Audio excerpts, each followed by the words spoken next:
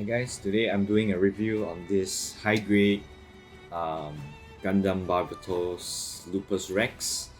This is the final mobile suit that Mikazuki pilot in the Gundam Iron Orphans series, and I've got to say I'm quite happy with how this turned out. This is actually my first high grade for the Iron-Blooded Orphans line. What's so special about this is it actually comes with a full, not a full, but it comes with a inner frame, unlike most high grades. Similar like a master grade, it comes with an inner frame, then you just add on the armor pieces on top of it, except for the head I think. The rest, most of the body parts, there's an inner frame, sort of like an inner frame for it. And what I did for this is I used actually red panel line instead of the usual grey or black panel line to make it look more interesting. And of course I finished it off with matte finish top coat.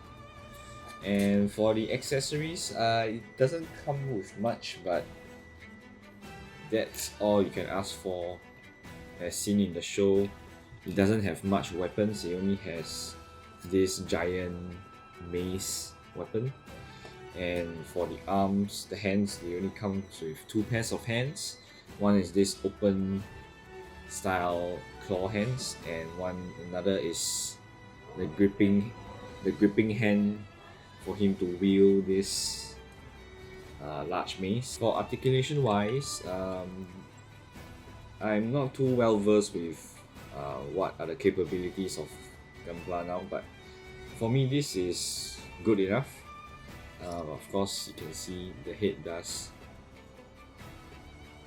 360. You can look not too much high up, but you can look down a little bit. The arms, about 90 degrees here. The elbow, slightly more than 90. The wrist is on the ball joints, which is good enough. And for the waist, is quite interesting. You can go down quite far. I'm not sure if you can see this. And then tilt up and down quite a lot because it's like a ball joint here. Side to side a little bit. Actually, it's quite a lot as well if you just raise the ball joint a little bit, but it gets a bit loose in this area. The skirts are quite standard. You have the front. The skirts are not hindering the legs too much as it's quite short for the front. For the side, you can raise it up like this, and you also can tilt it side to side. The legs, you can do like a full split. For the knee, you can do quite a lot. Actually not quite a lot, it's about 90 degrees. But what I like about this is actually the ankle joint. The ankle is quite interesting, so you can pull off quite dynamic ground poses. For the ankle here, look at it. You can do quite a wide stance with this ankle. And of course the toe has some toe bend. And another interesting part of this Gundam design is of course the tail. I'm not sure if this is the very first Gundam with a tail, but for me it's the first that I've seen and I've built.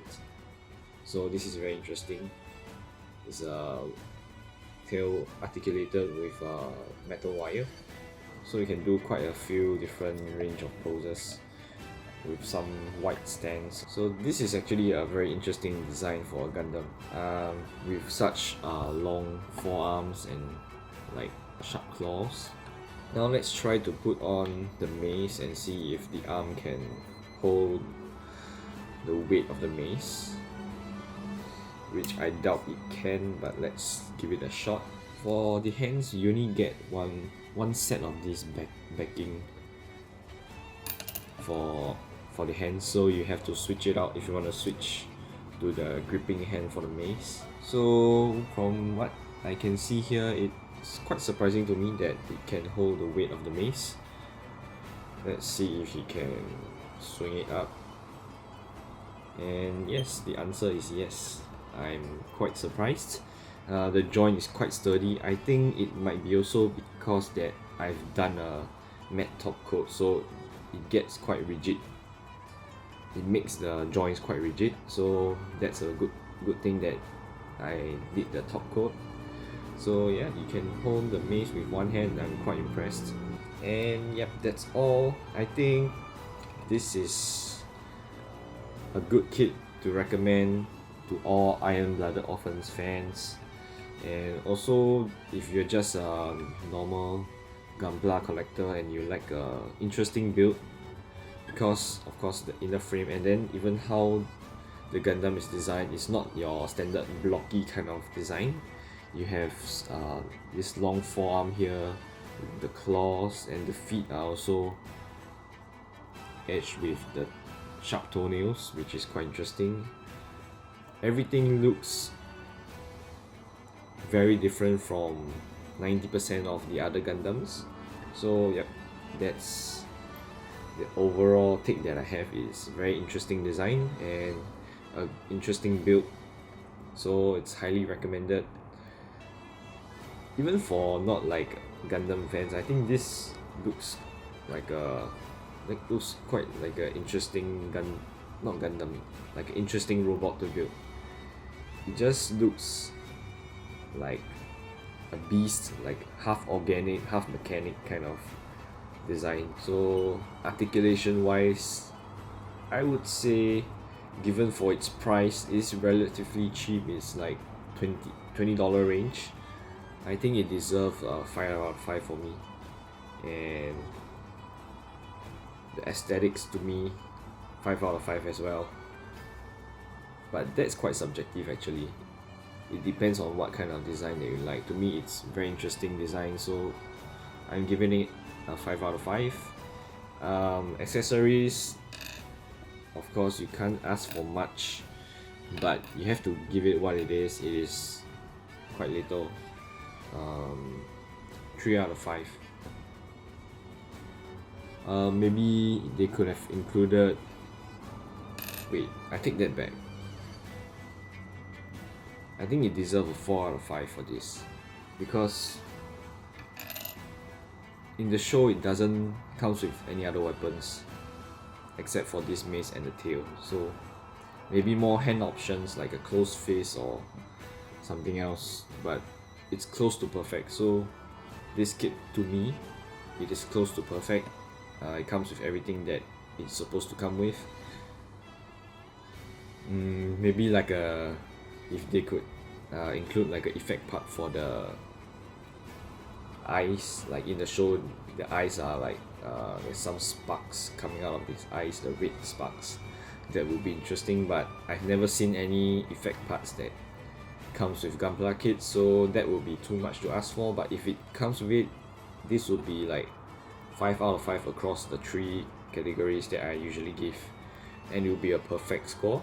But yeah, accessories, I'll bump it up to 4 out of 5. Oh, and I forget to mention, there's actually there's a sub arm. It's like an extra gripping mechanic here at the back of this forearm, which you can use this part to handle the mace. So you can extend this part so he can hold the mace with one with the main arm and the sub arm, so it can have a more sturdier grip on the mace. But I don't think that is necessary.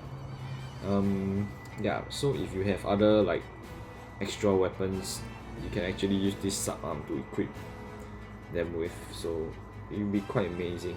I don't have any weapons around with me here. Maybe if I get the Gundam the Lupus, the regular Gundam, the Barbatos Lupus with the mini twin mace, then it will be quite interesting to put them on both sides of the arms. Yeah, but that's all for this review. I'm quite happy. This is my first high grade Iron-Blooded Orphans kit, and Iron-Blooded Orphans being my latest all-time favorite Gundam series. I'm quite interested to collecting more of it to form the whole Tekaran mobile suit team.